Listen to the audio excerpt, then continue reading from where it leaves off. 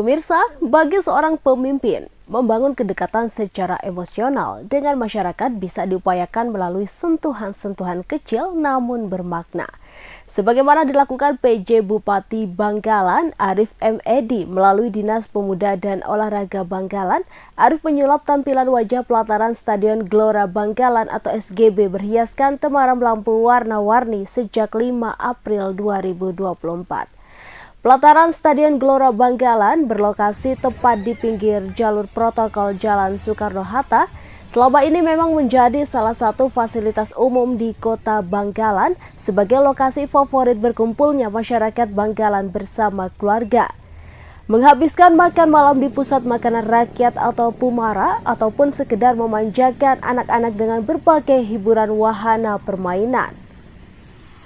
Keberadaan lampu-lampu hias yang dipasang bergantungan pada ranting pepohonan di sepanjang trotoar pelataran Stadion Gelora Bangkalan itu menarik perhatian para pelintas pengendara. Mereka menepikan sejenak kendaraannya untuk sekedar mengambil foto maupun video melalui ponsel. Antrian kendaraan roda 2 juga terlihat di pintu masuk Stadion Gelora Bangkalan. Dan berikut berita selengkapnya.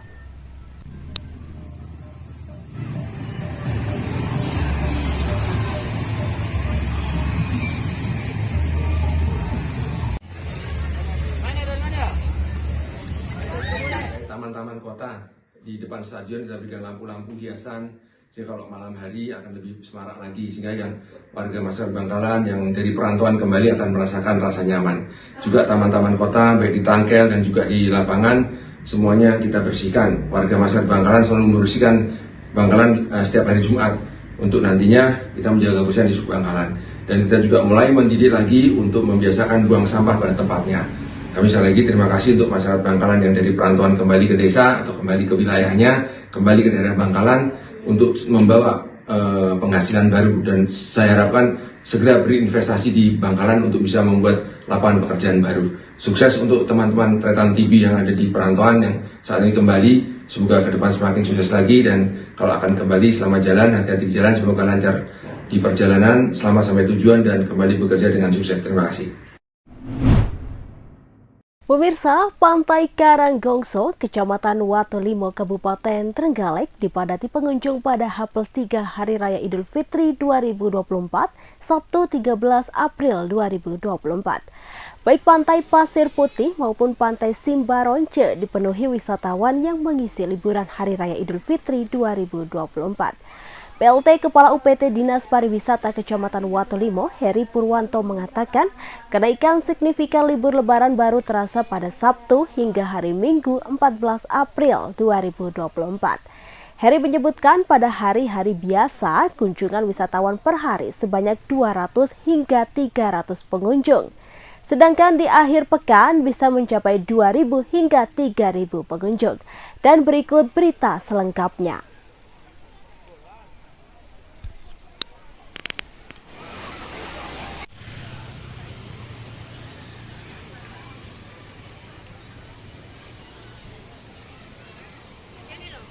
Himbau kepada seluruh wisatawan Pantai Pasir Putih Karanggongso yang sedang melakukan aktivitas.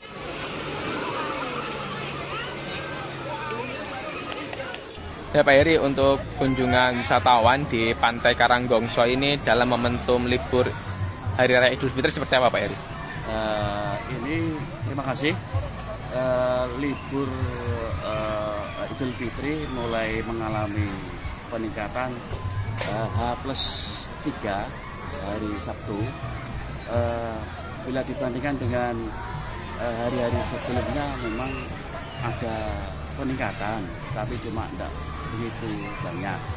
Ya mungkin untuk besok hari Minggu akan mengalami puncak peningkatan pengunjung, mudah-mudahan seperti itu. Kalau dibandingkan dengan hari-hari sebelumnya, akhir pekan minggu-minggu sebelumnya, memang hari Sabtu +3 ini memang ada peningkatan, mungkin ya sekitar antara 30 sampai 50%. Ya mudah-mudahan minggu besok akan mengalami peningkatan. Siap. Kalau pada hari-hari biasa, angka kunjungan wisatawan per hari di Pantai Karanggongso ini berapa sih Pak? Hari biasa kalau selain hari weekend itu sekitar 200-300 pengunjung. Tapi kalau hari weekend seperti minggu lah antara sekitar kurang lebih 3.000 lah. Iya. Seperti itu. Kalau untuk hari ini sampai menjelang tengah hari ini? Untuk hari ini hari Lebaran H+3 sampai jam ini jam berapa ini ya? Jam 11 kurang lebih mencapai 2.000 pengunjung. Ya mungkin nanti sampai sore pukul 4 mungkin atau gimana nanti mudah-mudahan bisa mencapai angka ke 4.000 atau 5.000. Mudah-mudahan seperti itu. Ya. Kalau pada momentum Idul Fitri ini ada kenaikan tarif tiket atau gimana Pak? Untuk tarif tiket tidak ada kenaikan sesuai dengan perda itu per orang 15.000 untuk Karanggongso itu mencakup dua pantai Sembarung di sini sama pantai Pasir Putih seperti itu. Kalau dilihat dari pengunjung ini kebanyakan wisatawan Trenggalek atau banyak dari luar kota ini Pak? Untuk wisatawan itu rata-rata dari luar kota seperti diantaranya dari kota Nganjuk, dari kota Ponorogo, Madiun, ya Jombang, Sidoarjo. Pokoknya ya luar kota lah yang banyak seperti itu. Ya. Ini kalau dilihat dari rata-rata penghabisan jam di sini tuh sampai berapa jam sih Pak? Para wisatawan bisa menghabiskan waktu di Pantai Karanggongso ini. Rata-rata pengunjung wisatawan yang datang di Pantai Karanggongso ini rata-rata itu kerasan, betah sekali. Jadi ya sekali datang mereka menikmati wahana di sini, wisata alamnya seperti ini. Sangat kerasan sekali mereka di sini. Ya mungkin bisa 2 jam, 3 jam baru pulang. Bahkan ada yang setengah hari itu belum pulang-pulang karena situasinya sejuk sekali ini. Ya, mau mandi juga enak, ada wahana airnya. Jadi nyaman untuk para pengunjung luar kota yang mau datang ke wisata ini. Oke. Kalau kendaraannya banyak yang menggunakan bis juga Pak ya? Rata-rata itu kendaraan pribadi. Kalau hari-hari selain libur Idul Fitri, hari Minggu, hari biasa, itu rata-rata ya bis sama roda 4. Tapi kalau libur Idul Fitri ini, rata-rata mereka pakai kendaraan pribadi, Mas. Pemirsa, dalam kunjungannya di Sumatera Utara saat libur Lebaran, Presiden Joko Widodo atau Jokowi kali ini mendatangi Pasar Buah Brastagi di Kabupaten Karo pada Sabtu 13 April 2024. Presiden Jokowi tampak berbelanja sejumlah buah dan sayuran segar dari para pedagang. Kedatangan Presiden ini pun seperti biasa disambut antusias oleh warga dan pedagang setempat. Selain membeli buah, Presiden Jokowi juga bagi-bagi kaos dan menyempatkan foto bersama dengan sejumlah orang. Dan berikut berita selengkapnya. Karena saya yakin Pak Jokowi akan berpihak kepada saya. Jadi akhirnya saya tunggu di sini, akhirnya Pak Jokowinya berhenti di sini. Udah bisa menikmati hasil jeruk brastagi dari tokonya di NJ. Saya sangat senang hati Pak Jokowi boleh hadir di sini. Pak Jokowi semakin sukses, sehat terus, panjang umur. Saya doain Pak Jokowi the best deh. Iya.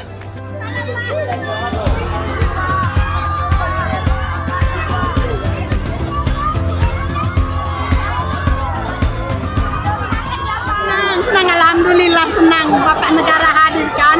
Nggak nyangka kayak mimpi Bapak Negara datang. Alhamdulillah. Semoga datang Bapak Jokowi makin laris jualannya ya.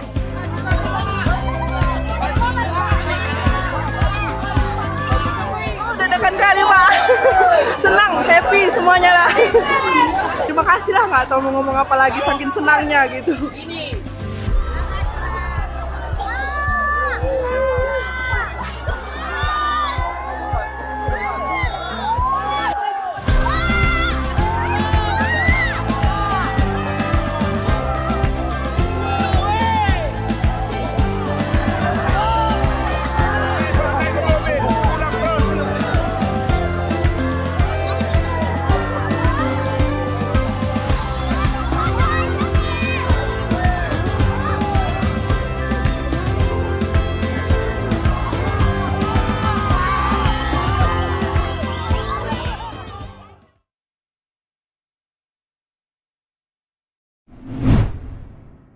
Pemirsa, kontingen penerbangan dari TNI Angkatan Udara berhasil menerjunkan bantuan logistik untuk warga Gaza Palestina pada Selasa 9 April 2024. Di balik kesuksesan TNI Angkatan Udara menerjunkan bantuan lewat udara, ada tantangan tersendiri saat melakukan operasi tersebut.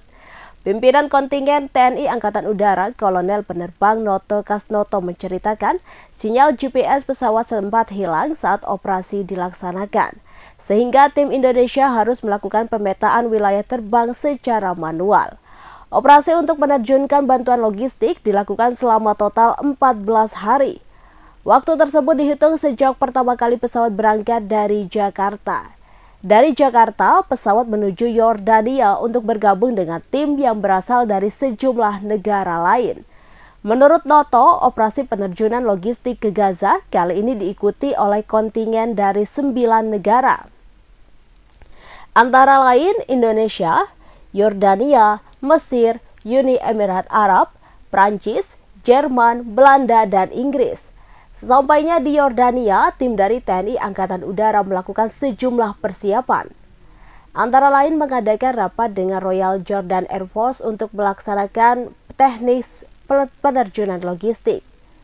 Sementara itu, pelaksanaan penerjunan dilakukan selama 2 jam, yakni dihitung sejak take off dari Bandara King Abdullah II di Yordania menuju ke Gaza. Adapun penerjunan logistik dilakukan dalam sekali waktu saja. Diketahui kontingen yang dipimpin oleh Kolonel Penerbang Noto Kasnoto membawa logistik dengan pesawat Hercules C-130J. Dalam operasi airdropping logistik kali ini, Indonesia berhasil menerjunkan 20 paket bantuan yang mencakup makanan dan obat-obatan yang dibutuhkan para pengungsi di Gaza. Masing-masing paket memiliki berat 160 kg sehingga total berat paket bantuan yang diterjunkan adalah 3.200 kg.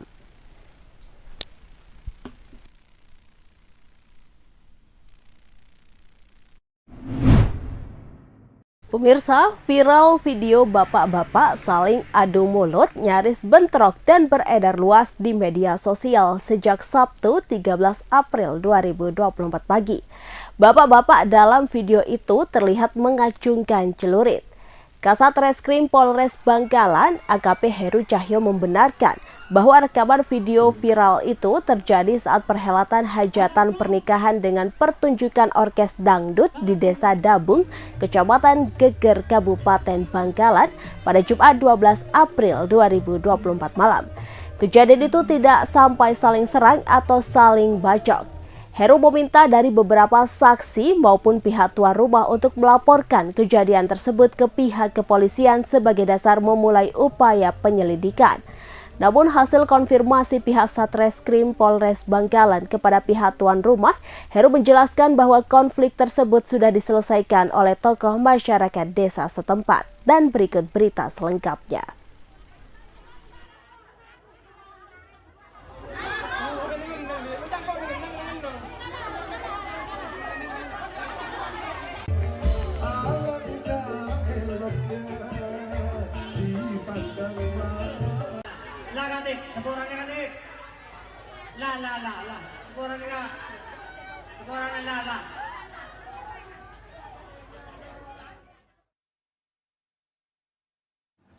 Terkait video yang beredar viral itu seperti apa? Terkait video viral terjadi di Desa Debung, Kecamatan Geger, kami dari Satreskrim Polres Bangkalan melakukan penyelidikan. Siapa-siapa yang terekam di video itu kami identifikasi untuk mengetahui identitas para pelaku yang terlibat dalam keributan. Awalnya ada seorang warga yang mempunyai hajatan kemanten, kemudian ada pertunjukan orkes. Disitulah ada konflik antar penonton. Namun dari beberapa saksi maupun tuan rumah, kita mengharap untuk melaporkan kejadian tersebut ke pihak kepolisian sebagai dasar kami melakukan penyelidikan. Tapi konfliknya sudah selesai ya? Sudah diredam atau gimana? Kalau kami konfirmasi ke tuan rumah, antara yang konflik itu sudah diselesaikan oleh tokoh masyarakat setempat. Itu yang konflik penonton atau gimana? Yang konflik antar penonton. Sampai ngeluarin sajam gitu. Ada beberapa yang membawa senjata tajam. Memang kearifan lokal di sini masyarakat selalu membawa senjata tajam. Cuma undang-undang tidak membenarkan itu, kami tetap melakukan edukasi terhadap mereka agar tidak selalu membawa senjata tajam. Pemirsa, arus balik Lebaran 2024 dimanfaatkan sebagian masyarakat untuk berlibur. Salah satu destinasi liburan keluarga yaitu menuju Kota Batu. Kepadatan arus lalu lintas terjadi di Simpang Karanglo Malang pada H+5 Lebaran. Sekitar pukul 13.00 waktu Indonesia Barat, kendaraan yang menuju Kota Batu mengalami peningkatan volume. Dan berikut laporan dari reporter Tribun Jatim Network di lokasi. Hari ini saya berada di Balai Arjosari Kota Malang memantau situasi arus mudik 2024 atau arus balik 2024 di H+5 Lebaran pada siang hari ini. Terpantau arus lalu lintas cukup padat, terjadi peningkatan volume kendaraan pada siang hari ini di kawasan Balai Arjosari Kota Malang Minggu 14 April 2024. Terpantau di H+5 Lebaran ini para pemudik melakukan arus balik 2024 pada hari ini karena pemerintah sendiri memprediksi bahwasannya puncak arus balik terjadi pada hari ini, yaitu Minggu dan juga Senin besok 15 April 2024. Terpantau kendaraan yang dari arah selatan menuju utara hari ini terpantau cukup padat sekali.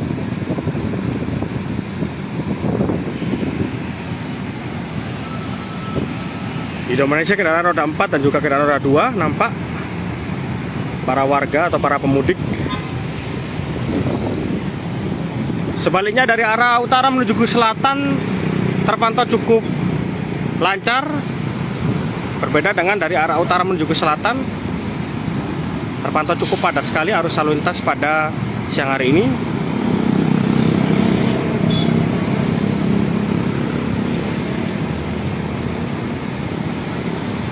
Cukup ramai sekali kendaraan dari arah utara sendiri, dari arah selatan menuju ke utara sendiri. Memang di sini ada jalur roda 4 menuju ke kawasan tol Singosari Malang dari arah selatan dan juga dari arah utara menuju ke selatan menuju ke Terminal Arjosari terpantau masih cukup lengang.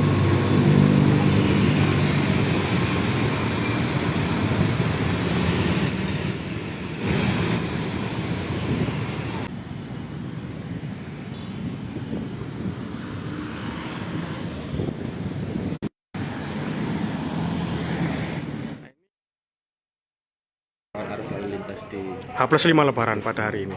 Assalamualaikum warahmatullahi wabarakatuh. Kami dari Satlantas Polres Malang melaporkan situasi arus lalu lintas di pos pelayanan Karanglo. Dapat kita lihat bersama-sama mulai jam 9 tadi arus lalu lintas dari Gitol yang menuju Batu maupun Kota Malang sudah mengalami volume peningkatan, namun belum signifikan. Dengan demikian sebaliknya yang keluar dari Batu ke Kota Batu ke tol maupun ke Surabaya juga mengalami peningkatan, namun masih lancar terkendali. Dapat kita saksikan bersama-sama. Petugas yang kami lakukan di sini adalah pengaturan traffic light, diperbanyak yang masuk maupun keluar karena arah dari Surabaya yang menuju Kota Batu maupun Malang maupun sebaliknya dari Malang Kota menuju ke exit tol juga masih relatif aman. Tindakan tersebut dilakukan untuk menguras baik yang dari Gitol menuju Batu maupun sebaliknya. Demikian yang bisa dilakukan. Pak, untuk volume kendaraan sendiri hingga kemarin itu sampai berapa Pak? Kemarin untuk data terakhir kemarin Pak Santos, volume kendaraan. Ini grafiknya, mohon izin silakan dilihat. Ini grafiknya di sini. Grafik ini mengalami peningkatan mulai jam 12 ke atas. Kalau di sini sangat mengalami peningkatan volume jam 1, jam 2, 3, 4, 5 sampai menjelang maghrib. Nanti kita maghrib sampai jam 7 relatif berkurang. Lanjut nanti di atas Isa mendekati setengah 8, jam 8 kita mulai peningkatan, nanti jam 10, setengah 11 kita normal kembali. Namun hingga saat ini situasi arus secara global belum ada perkembangan yang melonjak, perkembangan volume yang sangat tinggi belum, masih bisa dikendalikan. Berbagai macam CB cara bertindak di lapangan, termasuk penutupan barier dan sebagainya, kita penempatan di trouble spot, mulai dari Simpang 3, Simpang 4 Karanglo, dari Rel KA, lanjut dari ITN, dari Pakis Masjid Kembar, lanjut ke Puharjo, GPA, maupun ke ujung ke Simpang 3 Karanglo. Kita perkiraan nanti terjadinya lonjakan arus balik di Malang sendiri terjadi pada kapan, Pak? Saat ini belum kita prediksi karena dari awal kegiatan kita mulai tanggal 4 hingga saat ini sudah ini 5 ya. Ini plus wilayah utara selatan mungkin tersebar ya. Karena wilayah selatan juga demikian, Kepanjen, Seloro, Talangagung juga mulai peningkatan. Hingga saat ini yang Pansel, Bantur, Sigonco juga mulai peningkatan. Jadi secara global masih rata. Dalam rata tidak ada yang stuck, berhenti total dan ada. Yang penting roda tetap berputar ya. Nanti jika terjadi sesuatu hal yang kurang kita inginkan, kita CP alternatif jitu seperti itu sudah kita koordinasikan, termasuk kita kerjasama sama PJR, sama Dishub, sama kolaborasi dengan instansi elemen masyarakat, termasuk Jasa Marga. Jika sudah tidak berhenti, maka kita tutup sementara, kita alihkan keluar ke Nakis. Tapi saat ini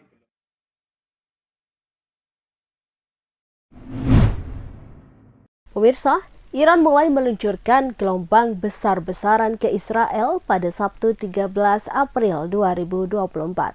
Serangan drone dan rudal itu merupakan yang pertama dilakukan Republik Iran terhadap Israel yang memicu sirine di berbagai wilayah Israel. Juru bicara IDF Laksamana Muda Daniel Hagari pertama kali mengkonfirmasi bahwa pukul 11 malam, serangan tersebut diperkirakan akan berlangsung beberapa hari. Ledakan keras terdengar di utara dan selatan serta di Yerusalem dan banyak kota di tepi barat bagian utara. Serangan itu dilaporkan menyebabkan sejumlah korban. Lebih lanjut, Hagari mengatakan secara total Iran meluncurkan lebih dari 200 proyektil ke Israel termasuk puluhan rudal balistik. Menurut juru bicara IDF, sebagian besar rudal dicegat oleh sistem pertahanan udara jarak jauh.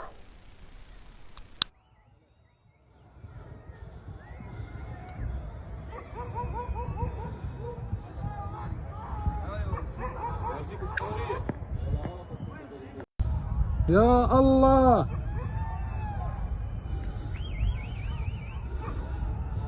Hai وصلن.